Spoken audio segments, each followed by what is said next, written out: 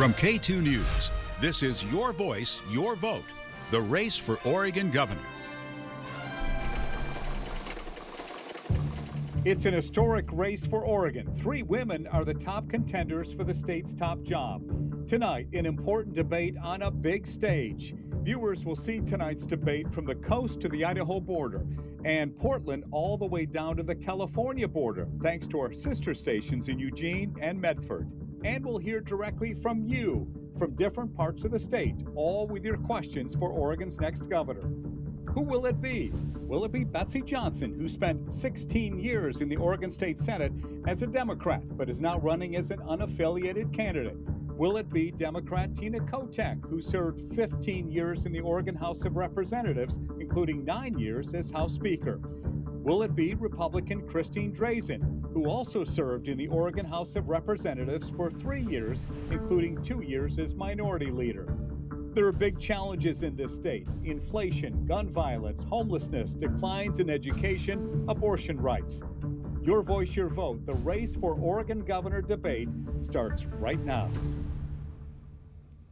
And good evening. Thank you for joining us for tonight's K2 Your Voice, Your Vote debate. I'm Steve Dunn. We'd like to also welcome our viewers watching us right now on KUNP Univision. This is being translated live into Spanish closed captions, so our Spanish-speaking viewers can watch tonight's debate in their preferred language. As we mentioned, tonight's debate is being broadcast across the state, thanks to our sister stations in Eugene and Medford.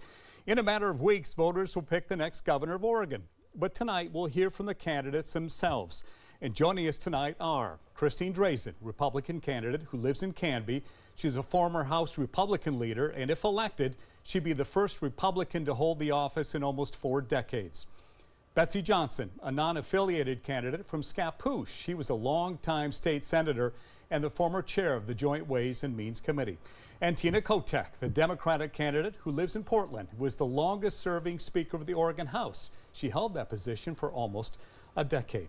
I want to bring in my colleague now, Deb Knapp, at the live desk. She'll be introducing some of your questions to the candidates tonight, but first she's joining us to explain the rules for this debate. Deb? Well, Steve, the candidates have agreed to these rules, and we have a team that will be working to fact-check and time each response. Here's how things will work. Tonight, each candidate will be given 1 minute to respond to each question. The first and second candidates to answer a question will then have a 30-second time for rebuttal if they choose. Throughout the debate, each candidate will only be able to give a rebuttal 3 times. If we ask for clarification from a candidate, the timer will be reset. Again, later in the debate, I'll also be bringing some of your questions to the candidates via video. For now, Steve, back to you. Can't wait to hear those questions. Deb Knapp, we'll see you very soon. Thank you for that. Earlier today, we drew some names, and the order for the debate will be Christine Drazen, Betsy Johnson, followed by Tina Kotek. So the first question goes to Christine. So here we go now. Oregonians in all parts of the state are struggling to keep up with inflation. Give us the most effective part of your plan to help Oregonians with a rising cost of living. How will that part of your plan work? And please be specific, Christine. Yeah, thank you so much for having me tonight. It's a pleasure to be on the stage. You know, affordability is a #1 issue for Oregonians across the state. We have, under 10 years of single-party control, seen rising prices here in our state, and that's because of increased taxes. My plan calls for lower taxes. Now, the specifics around lower taxes are, let me be clear, I will veto any taxes that come through the legislative body and arrive on my desk. I will also fight for lower taxes on behalf of Oregon families at every opportunity. That includes rolling back and reducing regulations and the regulatory burden on businesses that are in fact a tax increase. We know that our Clean Fuels program also drives up taxes at the gas station, and I will call for a suspension of our Clean Fuels program as well. Betsy Johnson, you are next. You have a minute. Thank you very much. Stop making it worse. For the last decade, under Tina Kotek's leadership, the legislature has larded on more and more regulations, cost drivers, things that make a basket of groceries cost $100, things that are more expensive in hidden ways, additional costs for construction, additional fees, hunting and fishing licenses have gone up. And so my plan is pretty simple. Don't make it worse. I too would veto any bill that would bring a tax increase or any of these hidden fees. We've got to cut the regulations that have burdened developers and home builders. We have got to make Oregon's permitting matrix more understandable. Many companies right now are looking at Oregon as impossible to do business here. And once that word gets out into a global marketplace, it's going to be very, very difficult for us to retain, much less recruit new businesses. So my simple answer is stop making it worse. Tina Kotek, you are next. Well, thank you for this debate tonight. And this is a really important question.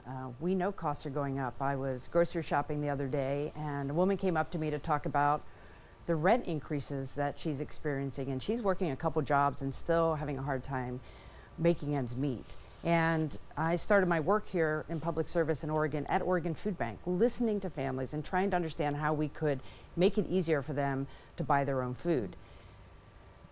My opponents tonight forget their records on the issue of helping working families. Christine Drazan voted against a middle-class tax cut when she had the choice to actually support that. Betsy Johnson voted against increasing the minimum wage and providing paid sick leave for workers in Oregon. I'm going to make sure that we make healthcare more affordable, childcare more affordable, help people be able to afford their rent. And I'm the only one on this stage tonight who has stood up for working families year after year. Anybody for a rebuttal here? Yes, Christine, go ahead. You have 30 seconds. Yeah, thank you. I think it's really important to set the record straight on this issue. You know, as Speaker of the House, Tina Kotek at every opportunity increased the regulatory burden on housing, increased the cost to Oregon families. Frankly, she was driving through a tax increase. It would have increased gas prices by up to $3 a gallon. And she did it as Speaker of the House without ever worrying about the dramatic harm that happens in everyday Oregon families. I'm proud of my record of standing with Oregon families. We're going to go to question number 2 now. We're going to stay on the economy for this. We'll begin with you, Betsy, for this question. We hear talk of a recession.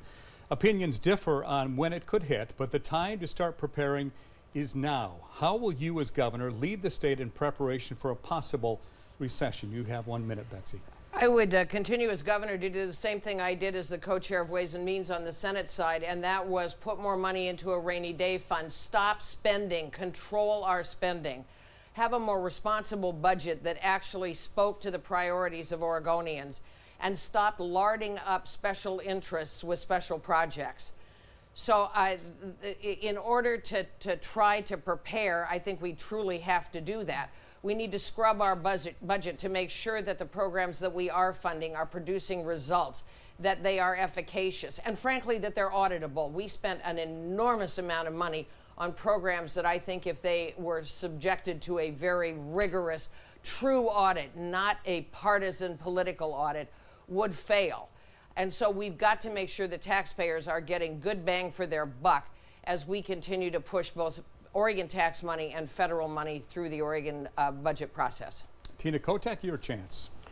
Well, I think the most important thing to do right now as our next governor is to take care of the businesses who are hurting at the moment, and those are our small businesses. I've been talking a lot with small businesses over the course of this campaign, and what they're needing right now is more support. You know, I was just visiting with Lisa Schroeder, who runs Mother's Bistro in downtown Portland, and we're talking about what she needs as a small business owner. She needs to see the boarded up windows go away. She needs the trash cleaned up. She needs to make sure that she has a workforce. And what I want to be focusing on to prepare for any kind of economic downturn is helping our small businesses, making sure our community colleges can be there to provide more classes for people to change jobs, to be there and be available. Making sure childcare is affordable. I want to go back to a very key issue for why people aren't going back to work, because parents don't have the childcare they need. So preparing our small businesses, strengthening them, and if there is a recession, they'll be in a better spot to weather that. Christine Drazan, your chance. Yeah, Oregon's state budget under single party control in the last decade has doubled in size. That means that if a recession comes, we are in a very difficult position to be able to sustain those programs. The programs that we have in Oregon absolutely have got to be restrained. We need to look at our state budget, and we need to be able to limit the size, scope, and impact of the state budget. Frankly, the more government there is, the less opportunity there is for Oregonians to be able to achieve their best and brightest future, because all of us pay for every bit of that government. And so we have got to save, we have got to limit the size and scope of government, and we've got to support jobs. That means that we need to create a business-friendly environment in our state and ensure that whatever we can do, that we are actively and aggressively recruiting new businesses here and supporting the ones that are here. Any rebuttals before I move on? Yes, Betsy? That business-friendly environment is an absolute necessity in trying to cite new businesses here, both in my own former legislative district and around the state. I have discovered that word has gone out that Oregon is almost impossible to do business. We permit sequentially. Time and expeditious processing of permits is just not an issue with government offices. I would make sure as governor that our executive branch ran efficiently, and that if people were going to get a permit, they got it fast. If they were going to be denied, they'd get denied fast. All right, we're going to talk about crime now. For that, we go to my colleague Deb Knapp once again. We're going to hear from folks all across the state tonight. So, Deb, what do you have for us? Well, Steve, our first viewer question comes out of Grants Pass. It's from David Mulchin. He is concerned about the increase in violent crimes that we've seen over the past few years. My name is David Maltz of Grants Pass, Oregon. I'm kind of curious, with the problems we're having with crime being out of hand right now, what do you plan to do that the previous governor wasn't doing? You heard it there. Crime affects everybody in the state now. In particular, you heard that from Southern Oregon, as a matter of fact. And Tina, we begin with you. Your thoughts on that? Yeah, well, crime is up. We're all feeling unsafe. We all want to feel safer. Let's across the state. And I think what's important in the number one job of a governor is to keep people safe. And for me, that means working with local law enforcement to make sure they have what they need to address crime. As governor, going specifically after the drug cartels, making sure that whether it's Southern Oregon or up in the urban areas in the metro area, that we can get dangerous drugs off the street, give local law enforcement the ability to get those drugs off the streets. Go after illegal firearms that are causing a lot of violent crimes and deaths in communities across our state. And I think it's really important to make sure we fund the Oregon State Police across the state, so our rural communities in particular have that immediate police response. And that is something I did as Speaker, will continue to do as governor. It's very important to make sure that our communities feel safe and in fact are safe. Christine Drazen, you have a minute. You know, we have never had streets that are as unsafe as they are right now. Portland's homicide rate is up over 200% over a 2-year period. We have experienced 4 homicides over the course of the last weekend. It is a tragedy. It is entirely preventable. We need more law enforcement. We need to hire more police. We need more troopers. We need more police on our streets. That is a dramatic difference between Governor Kate Brown's approach and, frankly, Speaker of the House Tina Kotek's approach when it came to public safety. More often than not, we're talking about women who made the decision to allow riots to continue, who made the decision to make all of us less safe. We have got to repeal Measure 110, and we've got to support law enforcement. If we're going to have safer streets, we need to ensure that law enforcement are present and ready when we need them.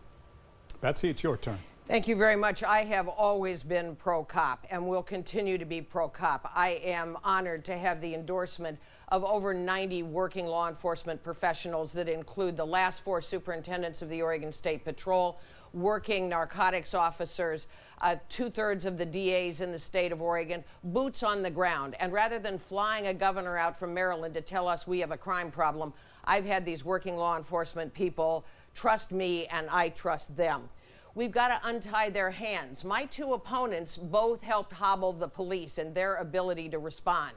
Christine was absent, MIA, the day that she could have stood up for cops and victims when we changed the juvenile ballot measure 11.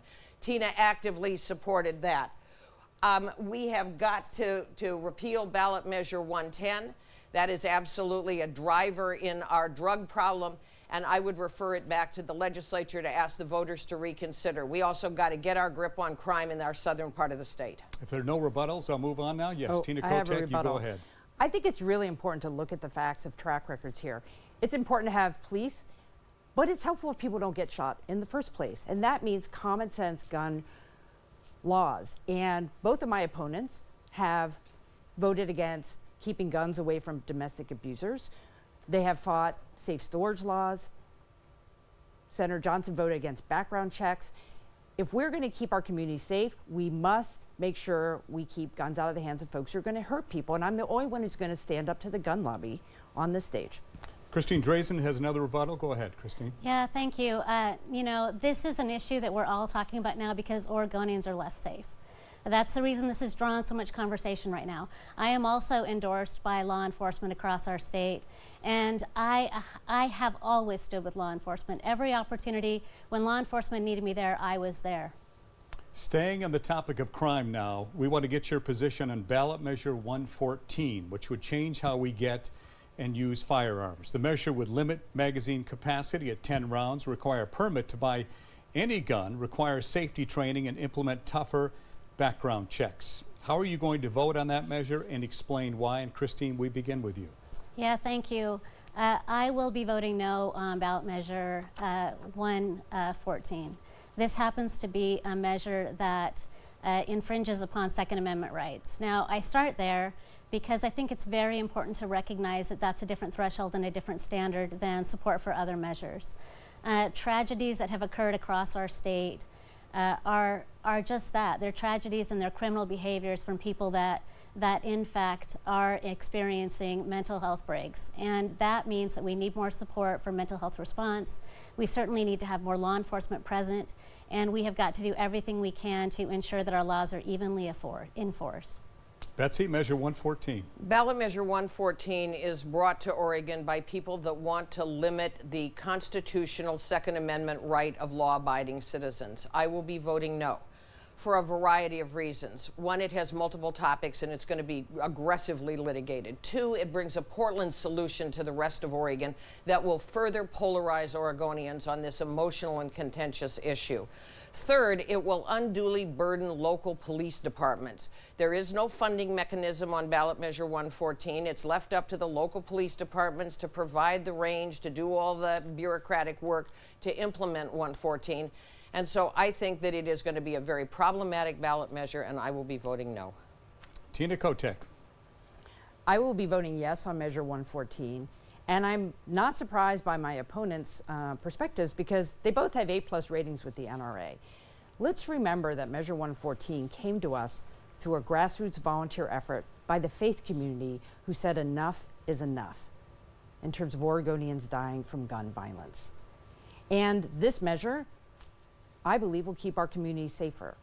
And I believe we have to do more. I think it would be critical for us to move the age from 18 to 21 when a person in Oregon could buy a weapon of war. These are common sense things. I've had conversations with responsible gun owners who understand that they follow the rules, they're doing the right things on how they store their weapons, take care of them, use them, and then other people are hurting others. And we have to keep our community safe, and I'm the only one who's going to stand up to the gun lobby here, compared to Senator Johnson and Representative Drazen. We move on to the issue of abortion now. Here's the question. Oregon has the least number of restrictions on abortions. In fact, abortion is legal in all stages of pregnancy in this state. Is Oregon out of step with the national mainstream when it comes to access to abortion? And Betsy, we begin with you. Well, I would submit it's not Oregon that's out of step with the national mainstream. I would assert that it's Christine Drazen who's out of step with Oregon. I am pro-choice. I have been pro-choice right straight along. I've served on a Planned Parenthood board before Tina came to Oregon. For me, a woman's right to reproductive health care is an absolute bedrock value. As governor, I would do everything possible to make absolutely sure that Oregon stayed pro-choice, which is consistent with where most Oregonians are. Tina, you have 60 seconds. Well, make no mistake, the National Republican agenda is trying to ban abortion across the country, even in places like Oregon. Christine Drazen wants to ban abortion. She is backed by an extremist organization that wants to ban abortion, and she even co-sponsored a bill that would have thrown doctors in jail if they performed abortions. I know people are scared right now. They are worried after the decision by the Supreme Court. I will always stand up for Oregonians to control their bodies and have access to health care. That's what this is about. And Planned Parenthood of Oregon has plenty of reasons why they haven't endorsed Betsy Johnson. I am the only candidate on this stage who's been endorsed by Planned Parenthood PAC of Oregon and Pro-Choice Oregon, because I am a champion and want to make sure that everyone has access to health care. Christine Drazen. Thank you. I am a pro-choice woman. I have never shied away from my pro-life values. I'm sorry about that. I was hearing all this choice talk. It got in my head. But the reality of where we're at right now is basically this is the only issue that my opponents in this race want to be on the ballot this election. They would like to make you believe that choice is on the ballot. It's not. Do not be manipulated by people that just want to hold on to power. We have existing Oregon laws, as Steve has mentioned, where abortion is actually available at all stages of the pregnancy. Elective abortion is available at all stages of the pregnancy. And that will not change with me as governor. I have been very clear that I will, in fact, enforce existing laws and will not change existing laws. The fact that this is all my opponents want to talk about means that this is all they have to run on, and it's a little bit pathetic. Betsy Johnson. I think it's important that the viewers know that Ms. Drazen has already promised to veto any pro-choice legislation without even seeing the bills.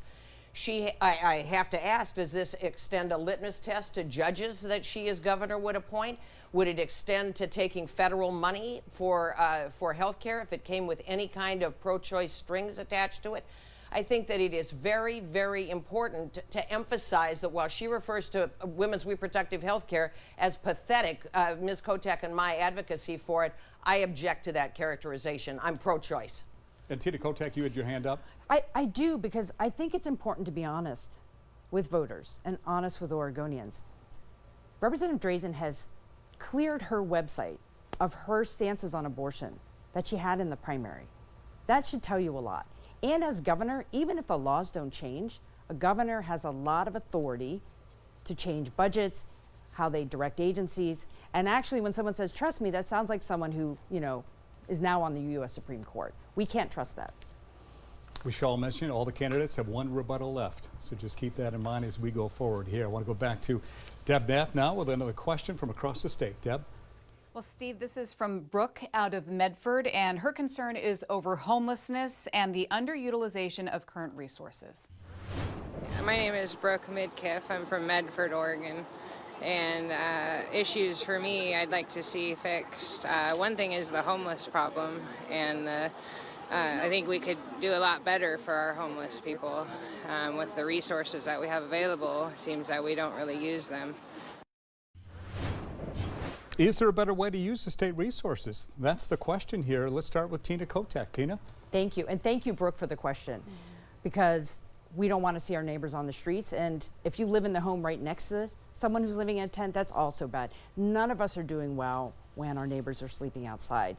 And it's almost 3 years ago now that I called for a state of emergency when it came to our homelessness crisis, and to fund more shelters, to do the things we need to keep people safe. And there is more money out there, and it's not being managed well. And I think we should remember that instead of getting started almost 3 years ago on this issue and losing time on this, Representative Drazen led her Republicans out the door when we should have been working on this issue in the legislative session. So what I would say is what we need is a plan that I have on my website. I'm the only one here who has a plan talking about helping people going tent by tent, working with individuals sleeping outside, get them into shelters like converted motels, which my opponents opposed, and making sure we can get into long-term permanent housing, because that is the ultimate answer. Christine? Yeah, homelessness is an issue across all corners of our state, and thank you for the question. This is certainly an issue in Medford as well. I will declare a homelessness state of emergency on day one of my administration to ensure that we marshal all resources at a state level and provide additional supports to local governments as they respond to the crisis on their streets. We can respond to this issue with both compassion and accountability. We have had the opportunity in the last few years to have the focus be housing first. as if that, in fact, is the only issue at play when it comes to our homelessness crisis. But instead, what we know is that this, in fact, is a humanitarian crisis. And the challenge on our street reflects the fact that people are struggling. They're struggling with mental health challenges, they're struggling with drug addiction. We must recognize that we have to resolve this issue and solve this problem with a holistic approach to individuals on a case-by-case basis, and not simply approach it like all they need is a key to a tiny house and the problem is solved. Betsy Johnson, your turn. Tina Kotek has styled herself as the architect of Oregon's housing policy. I would pose the question, then why is it getting worse? We're better at pitching tents than we are at pulling permits. Tina has a plan, so we're going to meet and plan. Christine wants to declare an emergency. They've declared 6 emergencies in Portland. All you need to do is look out the window to know that there's an emergency. I'm the only one on this stage that's actually doing something. 20 years ago, I was introduced to an organization called Helping Hands and its charismatic founder, Alan Evans.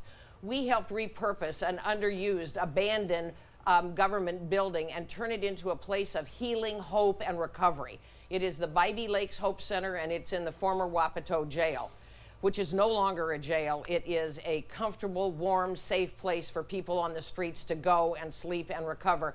So I would submit planning and declaring emergencies is one thing. Actually doing something with urgency and purpose and success is an entirely different outcome.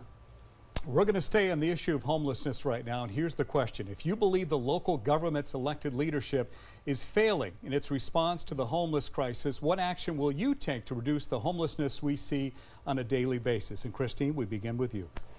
Yeah, local governments have been handed a very, very difficult challenge in front of them.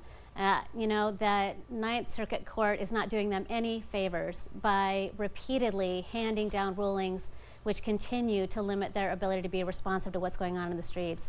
As governor, I will advocate on behalf of Oregonians and certainly our homeless individuals as well when this issue comes before the Supreme Court. We have got to respond to this in a way that allows us to have a compassionate response, not simply turn a blind eye to people that are on the street. We have got to do more to get people off the street, increase access to housing, and ensure that on a case-by-case basis we are meeting their needs in real time and have a better understanding of what those needs are across our state. Betsy Johnson. Well, I would start by recognizing that we don't have a good profile of the people that are on the streets. I think we need to do a census, find out why they're there. Is it homeless? I mean, is it poverty? Is it domestic violence? Is it drug addiction? Is it mental illness? Or is it just a criminal decision to live on the streets and victimize others? I would start by enforcing the law. We can remove tents from the streets, but we have to have alternate sites, and I would submit that there are plenty of other alternate sites. I would call on Metro to free up the Expo Center, both the parking lot and the physical convention area. Use those as places where people could put tents. There could be adequate enforcement. There could be wraparound services. I would empower the police, not tie their hands in dealing with folks. I drove by what may have been a dead body this morning in downtown Portland on my way to the office. It is shocking to me how badly Portland is dealing with this situation. I would use the convening power of the governor's office to call together the professionals, set a plan, set budgets, set dates for deliverables, hold people accountable, and if those people don't do it, get new people. All right, Tina Kotek, your chance. This is such an important issue across our state, and I would submit that you're hearing just snippets of no plans from my opponents about how we're going to deal with this. And I think it's very important to talk about the people who are living on the street need services now. And it's also critical not to have any more people become homeless. And I want to say we have to look at each other's records. When I fought to keep people housed and kept them from eviction, these 2 women opposed me. When I said, let's keep people from losing their homes from foreclosure in the pandemic, they opposed that. When we talked about getting more funding for shelters across the state and converting motels to shelters, they opposed that. There are ways to solve this problem. And as governor, getting in with local government on day one saying, how are you using money? Let's get on the streets, talk to people, get them into housing, get them into services. We can do this. Christine wants to use her final rebuttal here. Go ahead, Christine. Yeah, there is no greater indictment of Tina Kotek's failed leadership than the homeless situation we see on our streets. She is personally responsible for legislation which has created the tent cities that we see every day across our state. There is no doubt that she has, in fact, created an environment that has enabled and encouraged the existence of homelessness across our state and used it as an excuse to increase government programs and government costs to no benefit to the people that are struggling. We move on to the topic of education now. Here we go. We're coming off 2 years of major disruption in schools due to the COVID pandemic, leading to significant learning loss. As head of Oregon schools, how will you turn this around? Betsy Johnson, we begin with you. Never close the schools again. We closed down the schools unnecessarily for 2 years. We have no measure of the social, mental health, or emotional damage that we did, but we have certainly gotten a snapshot of the academic damage. The test scores that came back were absolutely awful. But that just confirms a downward trajectory of our schools, led by Tina Kotek and the union bosses at the Oregon Education Association. When our kids couldn't meet the standards, what was the response? Lower the standards. The teachers managed to come to the front, not classroom teachers. I'm saying these are the unions that are describing policy. Classroom teachers and teachers came to the front of the line rather than getting a promise to open the schools. They were put ahead of frail elderly. The whole education dilemma was laid bare by the existence of COVID. And I think that as governor, I would never do that again. We must bring remedial education back in to bring our students up to grade. It is an imperative. Our kids have been cheated terribly. Tina, your turn. Well, we all know things have been hard for our children. I talk about it with my niece who just entered the 2nd grade. And, you know, the parents, the educators, the bus drivers, everyone's been impacted by this, and it's been difficult. I want to thank them for the work they've been doing. I sat down with some teenagers who are in school right now and asked them, what do you need from your next governor? And they said, we need smaller class sizes. We need more mental health supports to help us what we've just been through. More career and technical education. And they want to make sure that they can be safe in their classrooms and safe from gun violence. And I am 100% with them. I made sure we added $1 billion more to our schools as the next governor, making sure we meet those goals, increase our graduation rates, fully fund career and technical education, provide mental health supports. And I have to say that both Senator Johnson and Representative Drazen want to cut funding to our schools. And that is the wrong direction right now. We need to help our students. We need to invest in public education. Christine, it's your turn. You know, I am a mom of 3. And I can tell you from personal experience that the COVID period was absolutely an abysmal failure. It hurt our kids. It hurt my kids. It hurt kids across our entire state. Kate Brown and Tina Kotek harmed our students. No matter what's said on the stage today, the most important thing to know is that I will stand with families. I will raise graduation requirements. I will improve graduation rates. I have always supported full funding of schools. I had a piece of legislation to fully fund schools, which Tina Kotek did not allow to advance. I had legislation to reopen our schools, which Tina Kotek shot down. We have got to stand with families. We have got to stand with parents. We've got to get politics out of the classroom and parents back in. There is a way to move forward together, but we have got to reprioritize our kids again and recognize that they were the ones that took the brunt of the COVID response from Kate Brown and Tina Kotek. We are going to stay on the topic of education here, and here we go. Lack of staffing continues to be an issue in schools all across the state right now. As governor, how will you remedy that? Tina, we start with you. Well, it's essential that we have educators and adults in the classrooms and the other staff, the front desk staff, the janitors, everyone who's in a school setting helping our students. We have to respect those individuals and what they've been through and help them stay on the job, more professional development, making sure their mental wellness is in a good place so they can be there day in and day out. I think we have to recognize that we are competing with the private sector right now. We have to make sure some of our lowest paid educators, like our educational assistants, are getting paid more so they stay in that classroom instead of taking a job with Amazon. What's important is to focus on our children who need to have those caring adults in the classroom with them so they can get the best education possible. And it's important that we focus on getting our children to reading by 3rd grade. If not, those students are 4 times more likely not to graduate. So we have to have focus and we have to support our education workforce because they're doing the job day in and day out to help our young people learn. Christine, we're talking lack of staffing. Go ahead.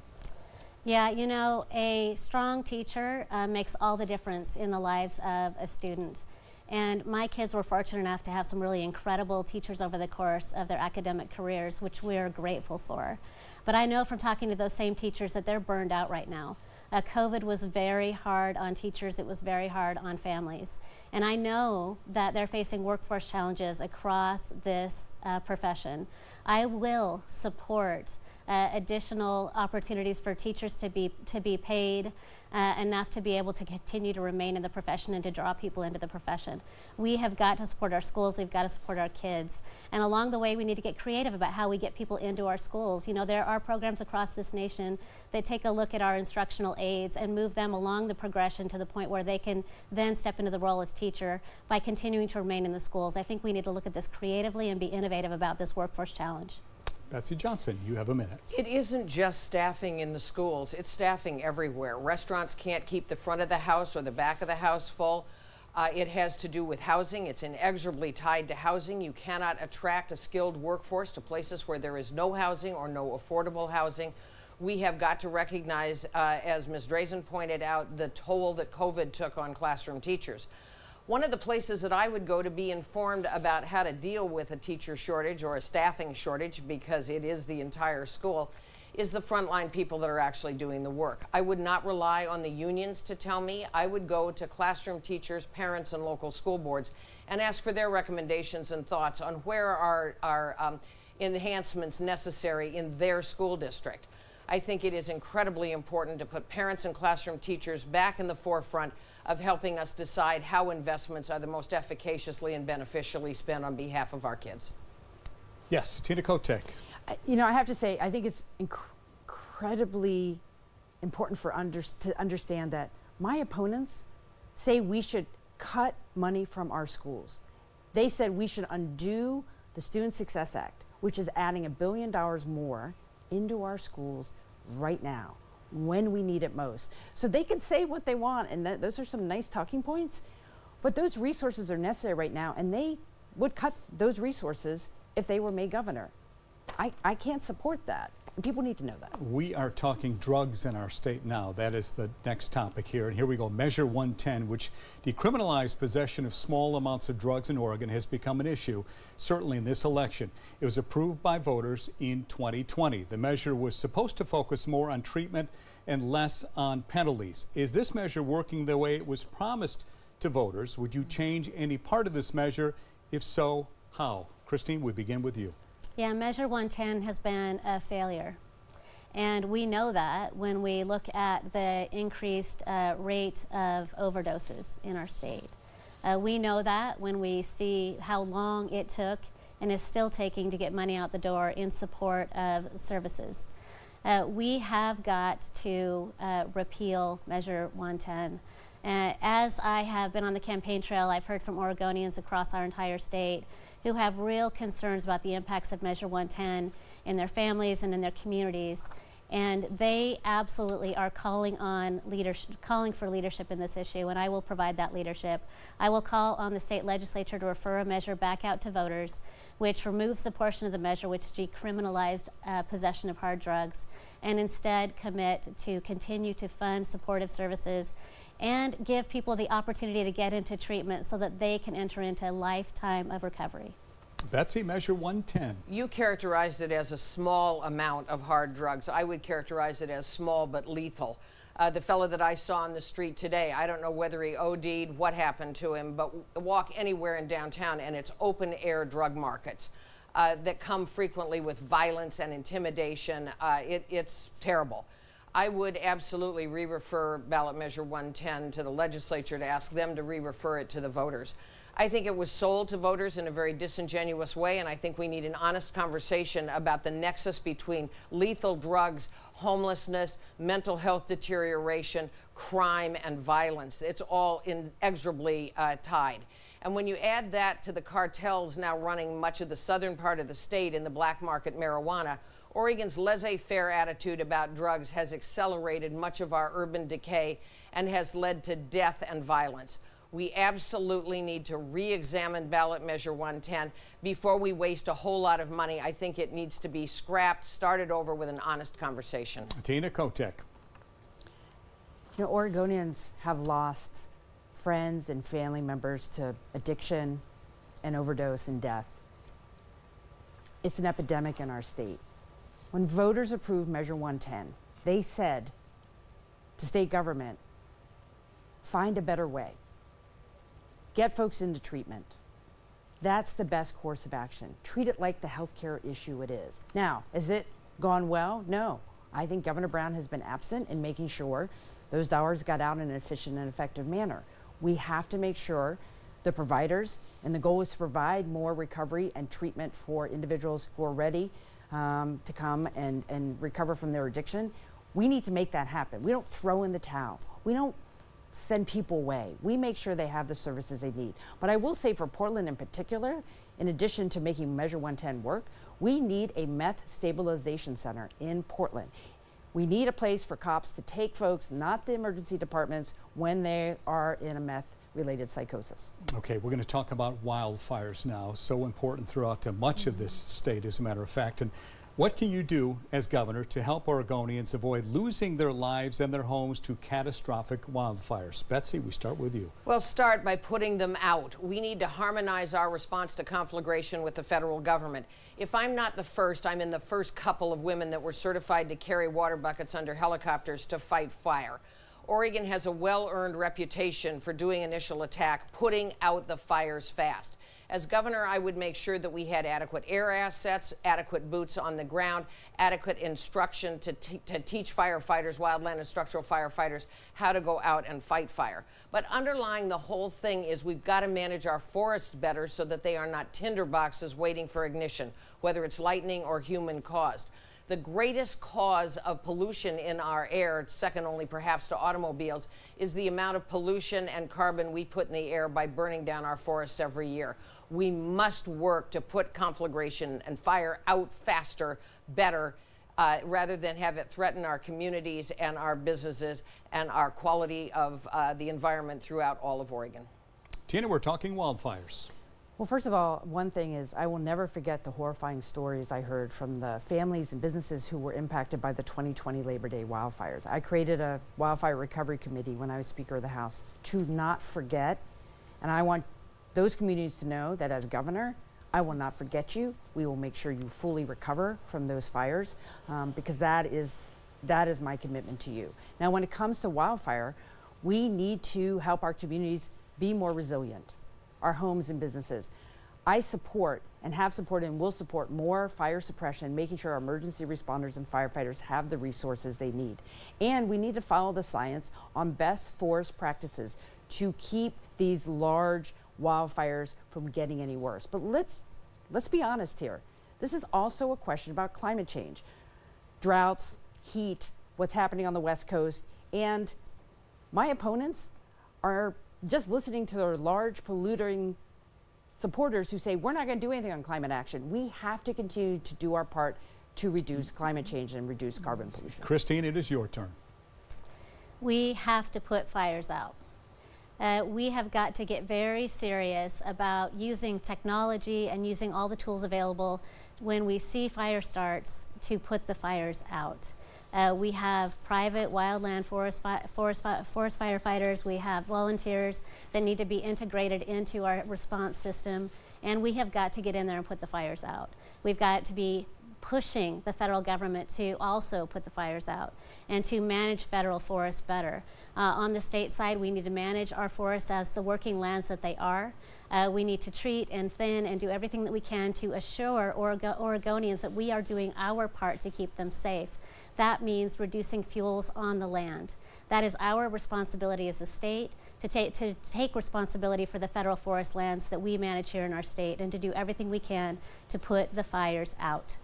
We're going to switch over and talk about unemployment now. So here's the question. During the COVID pandemic, the state's employment department let Oregonians down. Many Oregonians who were laid off or lost their jobs because of the widespread shutdowns of businesses had to endure major wait times to get their unemployment benefits. This was due to an antiquated computer system that Oregon actually had the money to fix and didn't. How will you make sure the state agencies do their jobs in a timely manner? And Tina, we begin with you. Thank you very much. Well, first of all, We should have had a new director in the employment department a lot sooner than when Governor Brown changed that leadership. They were failing. We as legislators knew that. That should have happened sooner. People need to get their benefits when we are in a crisis like we were in the recession caused by the pandemic. Now, the one person who oversaw the employment department's budget when it came to their computer system was Senator Johnson. She should explain why we don't have a new computer system. She was in charge of that budget. She oversaw that department. As governor, the key to me is making sure we have a accountable, consumer-focused, customer service-driven state government. We need to change state government to create innovation and taking risks to serve Oregonians better. Under my administration, I will not tolerate the type of inefficiencies and incompetence at the employment department. Christine Drazen. You know, the employment department debacle was just a continuation of ongoing failures at the state level. We had agency after agency over the course of COVID and certainly prior to that just failed in core competencies and failed to serve Oregonians. I called for the removal of the director of the employment department. I had a meeting with her where she was just asking for people to just accept that she was doing the best that she could. Well, the best that she could do was not good enough. It did not serve Oregonians. Oregonians suffered because of that incompetence. As governor, I will fire Kate Brown's agency heads and replace them with people who are committed to customer service, who are committed to serving Oregonians, and who have core competencies in the agencies that they will oversee. Betsy. All three of us called for the removal of the head of the employment department. I think that tells you something about how difficult it is to move things in state government. Kate Brown knew as Secretary of State that that computer system was vulnerable. She knew again from an audit as governor that that system was vulnerable. There was no advocacy from her. And I would point out that while Tina Kotek has pointed the finger at me, legislative leadership, the Speaker of the House and the President of the Senate, play an inordinately heavy role. If Tina recognized this problem, she could have leaned on committee chairs to do something. She chose not to. And so we ended up, many of us as legislators and advocates for the people we represented, working those cases individually. I worked hundreds of them. That never should have happened. The state agencies have been neglected under Kate Brown. As governor, I would come in and make sure that there are can-do, want-to, will-do people running those agencies. I think it's reckless to suggest firing all of them on the first day, but I would certainly have an aggressive review of their performance. We're down to our final question, believe it or not, and we're talking about a divided state. For that, we go to my colleague, Deb Knapp. Deb? Well, Steve, our third question is from John in Eugene, and he's asking about representation across the state. Hello, my name is John Lose. I'm from Eugene, Oregon, and what I would ask the gubernatorial candidates is, how can we include the people in Eastern Oregon in the legislative process? Thank you. Certainly divisions between East and West. How will you build the bridges so we're not on opposing teams? That is the question. We begin with you, Christine. Yeah, I am originally from Klamath Falls. I'm a small town girl. And the parts of the state which are remote and distant from the urban core are near and dear to my heart. My commitment is to be the governor for all Oregon, all Oregonians. All Oregonians deserve to be heard, respected, and to have their lives improved with this upcoming election and the change of leadership for our state. Frankly, we need change across Oregon. And in the rural parts of our state, they feel it the most. You know, over the course of COVID, they were dramatically disrespected. And when we needed local control, we did not have a responsive governor to allow for that to happen. I will work to respect and support Oregonians in all corners of the state and certainly increase opportunity and access to jobs and economic vitality. Betsy. I came from a rural place. Central Oregon was rural when I was growing up, and I've represented a rural natural resource-based district in the legislature for 20 years. One of the things that has happened under the leadership of Kate Brown and certainly aided and abetted by Tina Kotek is the force of Portland and Salem dictating rules to rural Oregon. They feel disrespected, looked down on, told what to do by people that don't understand rural economies very well. As governor, I would be present in all parts of the state. I don't care whether you make wood chips, potato chips, silicon chips, fish and chips. There are different elements to our economy, and we have to have a governor that understands that those economies are reliant on what's happening locally. I think if we start to work together and we get some wins, build trust relationships, let the rural people have a place at the table and put input into budgets and policies, that's the best way to begin to heal the urban-rural divide. Tina, it's your turn. I will be a governor for the entire state, but I want to be honest with everyone. We are a divided world, our country and our state. The pandemic has made it harder for us to be with each other and talk respectfully and civilly with each other. It's going to take all of us be engaged in dialogue for the benefit of our entire state.